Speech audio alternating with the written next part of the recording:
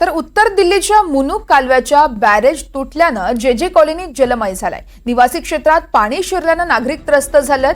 तर उत्तर दिल्लीतील ही घटना आहे। उत्तर दिल्लीच्या मुनुक या कालव्याचा बॅरेज तुटला आहे आणि त्यामुळेच आता जे कॉलनीचा संपूर्ण परिसर हा जलमय झालाय। निवासी क्षेत्रात पाणी शिरलंय, त्यामुळे नागरिकही त्रस्त झालेत। यावरती रस्त्यावर सगळीकडेच पाणी पाहायला मिळतंय, त्यामुळे आता या ठिकाणचं जनजीवनही विस्कळीत झाल्याचं बोललं जात आहे। उत्तर दिल्लीतील हे दृश्य आहेत। मुनुक कालव्याचा बॅरेज तुटलाय, त्यामुळे जे कॉलनी जलमय झालाय।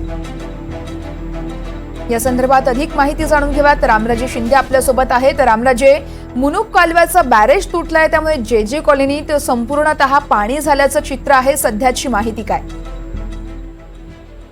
बिलकुल वर्षा, खरंच हा धोका नेहमीचाच असतो आणि त्यामुळं प्रत्येक पावसाळ्यामध्ये आणि पावसाळ्याच्या अगोदर खबरदारी म्हणून दिल्ली सरकार प्रयत्न करत असतं।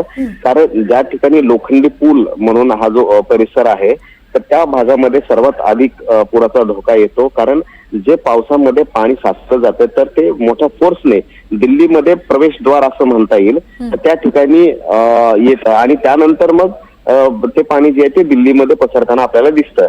यमुना नदीला नंतर पूर येतो आणि तो यमुना पारचा भाग म्हणजे की अक्षरधाम आणि हा संपूर्ण परिसर जो आहे तो पाण्याने वेढून जातो।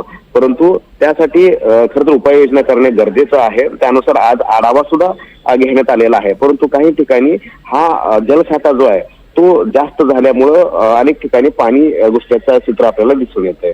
निश्चितच रामराजे, या संदर्भातले प्रत्येक अपडेट जाणून घेत राहू तुमच्याकडून। तुर्तास धन्यवाद। उत्तर दिल्लीच्या मुनक कालव्याच्या बॅरेज तुटल्यानं जे कॉलनी जलमय झालाय।